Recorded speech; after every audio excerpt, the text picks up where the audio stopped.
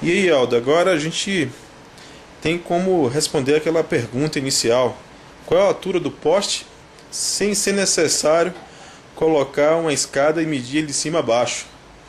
Então a gente pode fazer esse cálculo usando os conhecimentos de geometria. Então nós temos a altura que queremos calcular, que é o poste, usamos uma altura de referência e, conhecendo a distância entre o poste e essa altura de referência e a distância entre a altura de referência e o final dessa linha que a gente esticou, esse cordão aí, uma linha imaginária, então nós formamos um triângulo e, por semelhança de triângulo, sabendo esses comprimentos que eu havia citado, nós podemos calcular a altura do poste. Bom, como calcular a altura do poste, aqui representado em H, usando a semelhança de triângulos? Bom, nós temos o triângulo ABC, esse triângulo menor, e o triângulo AED, o triângulo maior. Bom, usando a semelhança de triângulo, nós podemos relacionar o lado, a altura de referência C, com a distância A. E a altura do poste, que é a nossa incógnita, com a soma do comprimento A mais o comprimento B. Bom, trabalhando essa equação, nós podemos isolar a altura do poste, e a altura do poste nada mais nada menos é que C vezes A mais B dividido por A.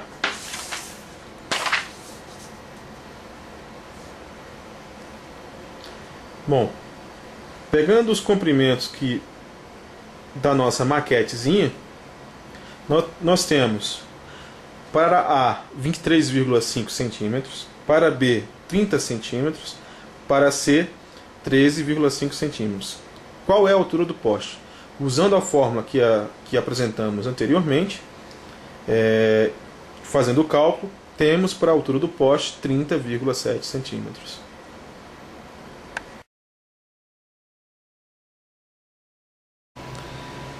Bom, pessoal, a gente vai passar mais um conceito na nossa aula, utilizando a ideia da geometria, que é o conceito de declividade. Então, nós queremos sair do plano da mesa e chegarmos ao plano superior ali do tijolo. Bom, Aldo, quanto é que mede esse tijolo aí, essa altura dele? Bem, Manel, a superfície superior desse tijolo, o plano do tijolo, esse aqui de cima, está 10 centímetros acima do plano da mesa. Tá. Então, o conceito de declividade, ele importa a seguinte coisa: quanto você vai andar na horizontal e quanto você vai andar na vertical para sair de um patamar e chegar a outro, sair de um plano e chegar ao outro. E podem existir vários caminhos. Aldo, pode dar um exemplo de um caminho? Bem, Manuel, temos aqui uma primeira rampa, então, né? Essa primeira que nós estamos montando, né? Uhum. Nós queremos sair do plano da mesa e chegar lá no topo do tijolo. Nessa configuração, então, nós queremos atingir uma altura de 10 centímetros e andando segundo essa primeira rampa, nós estamos caminhando, deslocando 37 centímetros na horizontal. Bem, se achar que esse caminho está muito forte, nós podemos ir para uma rampa um pouquinho mais suave. Vamos substituir essa por essa. E quanto é que essa medida agora que a gente anda? Você conseguiu observar que o caminho ficou mais longo, né, Manuel? Com certeza. Ou seja, ficou mais suave, mas também ficou mais longo, né? Queremos atingir a mesma altura, que era de quanto? 10 centímetros, né, a altura do tijolo.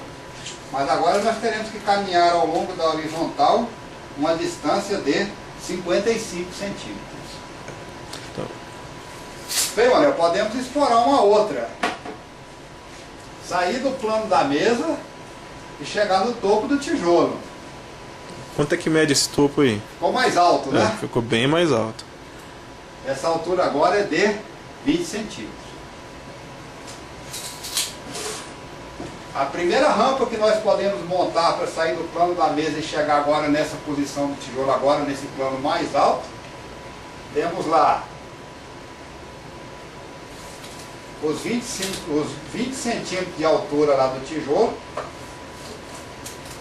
e a distância do tijolo, a distância que terá percorrido na horizontal está em 32 centímetros. Podemos chegar lá nesse topo também, nesse local bastante alto, agora de 20 centímetros, percorrendo de forma semelhante um caminho mais longo. A altura que nós desejamos atingir é de 20 centímetros.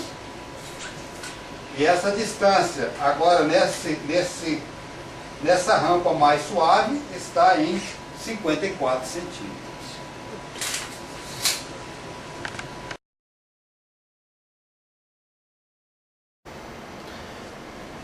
Bom, de forma geométrica, a gente pode definir a declividade como a razão entre a altura pelo comprimento, deslocamento.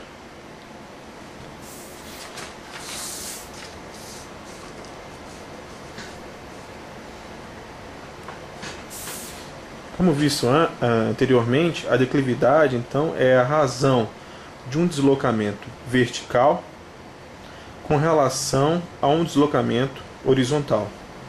Então, se tivermos a declividade de 1 para 5, ou 1 sobre 5, ou 0,2, isso quer dizer que para cada metro deslocado na vertical, nós temos que deslocar um equivalente de 5 metros na horizontal.